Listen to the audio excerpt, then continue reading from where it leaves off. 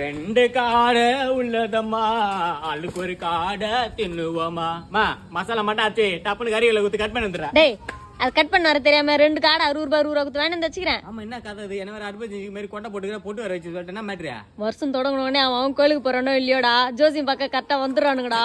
இந்த மாசம் ஃபுல்லா ஜோசிக்காரங்க ஒரே பீக்கில் இருப்பாங்களாம். அதான் நீ நான் இந்த மாசத்துல இருந்து ஜோசியம் பார்க்க போறோம். ஜோசியம் பார்க்க போறமா?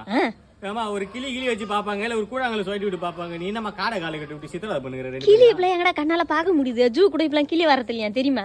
அதான் நீ நானும் தெரு ரோடோட காடை ஜோசியம் பார்க்கணும். சரியா? டே சின்ன பையா கொஞ்சம் நல்லா படிச்சுக்கிறான் கொஞ்சம் தெளிவா இருக்கிறான்னா அவங்ககிட்டலாம் போகக்கூடாது. உன்னி என்னைய மாரி ஊழமுக்க போட்டுக்கணும் கொஞ்சம் கஷ்டத்துல இருக்கிறான். அவனை கெட்டிமா பிடிச்சிக்க. உனக்கு பரிகாரம் பண்ணணும் தோசம் கழிக்கணும் அப்படின்னு சொல்லி என்னோட குருநாதருக்கு ஃபோன் பண்றோன்னு அம்மாவுக்கு ஃபோன் பண்ணு. அம்மா வந்து மொட்டை அடிச்சிருவா. சரியா? ஏமாத்தி போறதுல தப்பு இல்லையாமா? ஏமாற அவன் மேலே தப்பு இல்ல, ஏமாத்துற நம்ம மேலதான் தப்பா? அவங்க நம்மளோட மோட்டிவேஷனே அவங்க தான்டா. நம்மள என்கரேஜ் பண்றாங்கடா அவங்க. போ சொல்லினே போ. காடை பிரியாணி காடை ஜோசியம்.